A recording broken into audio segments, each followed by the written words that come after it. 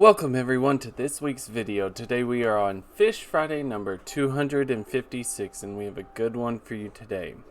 I do apologize, we have a very colicky baby, so if you hear her cry in the background, I do apologize, but we are just trying to get by regardless. Let's get into this fish. It's a really cool one and I hope you enjoy. Today's fish that we're going to be talking about is wrong one. The targetfish. Now, the targetfish are also known as thornfish or the Jarbua terapon. It is a scientific name, Terapon jarbua, which is always nice when you find a fish out there or any animal that the scientific name is actually one of the common names. But the Terapon jarbua, or the targetfish, it is part of the family Terapontidae, which is the family of grunters. Sorry, not groupers. Now, the targetfish is native to the Indo-Pacific region. These are found from the Red Sea all along eastern Africa, almost to the southern tip of Africa. And then they're found as far east as Samoa, all the way up to Japan. So this fish is found very, very common. This is not a fish that has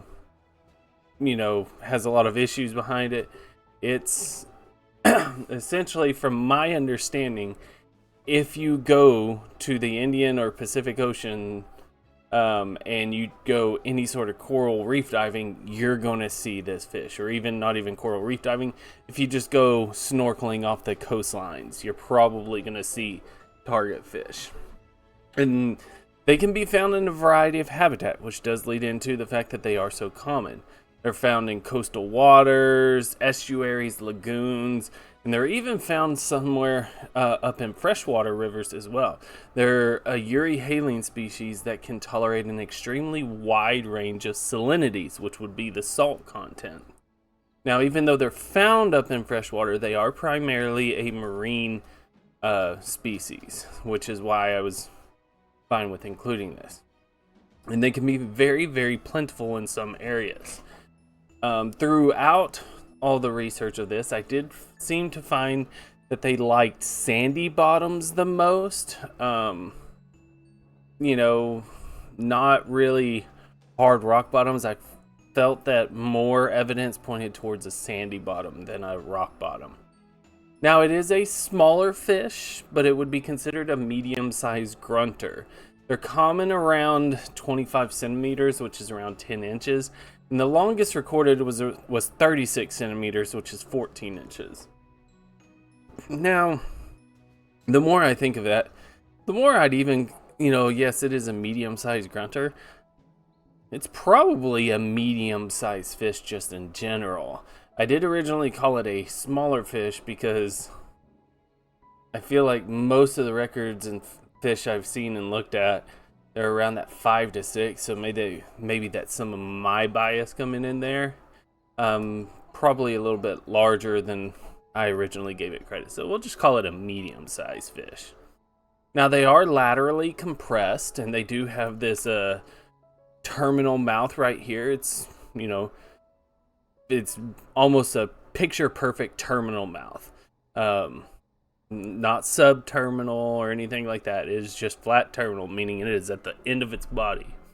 Got these large eyes, very, very spiny first dorsal fin that are strongly arched on the spines, creating this deep notch between the spiny first dorsal and the soft second dorsal fin.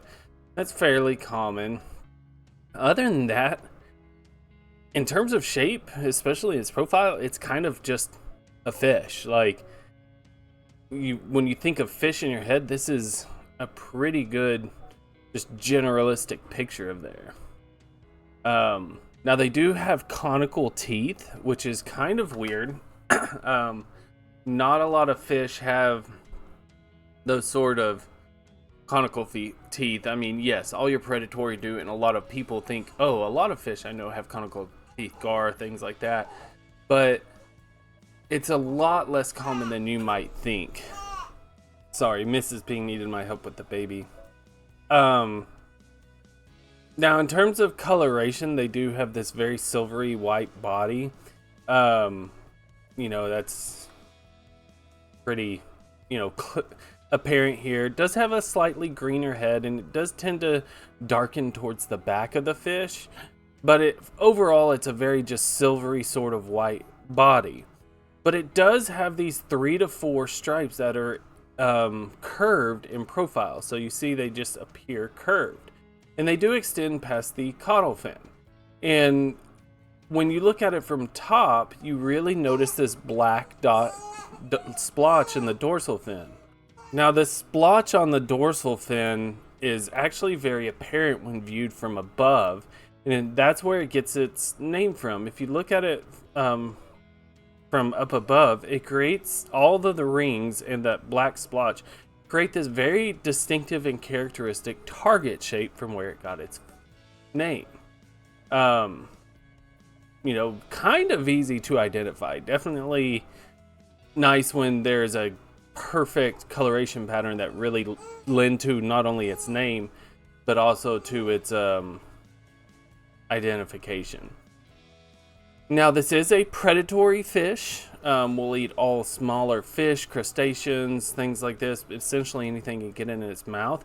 But it also acts as a cleaner fish, so you can find these around cleaner spaces where larger fish will come in, and this fish will take off all the parasites across the skin, fish, turtles, and things like that. Those are really, really... The cleaning spaces are just a really neat adaptation that just sort of happened. Now, again, this is a very well-known fish. You can see there's a lot of prints and everything from, long ago. This fish has been well-known forever, and I don't think it's even changed. I think this was kind of characteristic, which would make sense because as widespread as it is, probably not a lot of splits happening. Now, this is a fish that is caught, I don't want to say commercially. A lot of communities, Indo-Pacific communities, will catch this as a food fish where they'll dry it or grill it and they'll eat it. It's not really caught commercially, but it is a big part of subsistence eating. And it's sometimes found in the aquarium trade. I've only seen a handful of them available for aquarium trade. I will admit, though, I'm not exactly going out and looking for this fish. But from all accounts, if you do get them in aquarium trade, they're fairly easy to care for because of their wide variety of habitats and their diet. They just really need plenty of swimming space. But that kind of leads to the interesting fact we're getting in the video on, is that, I said these are found in the Indo-Pacific region. And there are some records elsewhere in the world. There was a record in 2010 on the Mediterranean, and the United States Geological Survey, which has invasive species on their deal, actually has one along the coastline of Alabama. And that's very interesting because the one in the Mediterranean is assumed to have gotten there through the Suez Canal, which is, not that unheard of. A lot of kind of fish migrated through the Suez Canal. But the one in Alabama was very obviously and most certainly an aquarium release.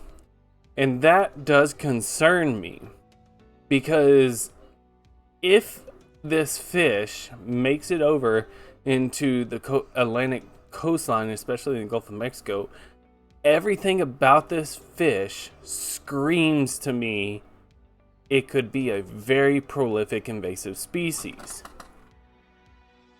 Found in a wide variety of habitats, can tolerate an extreme wide range of salinities.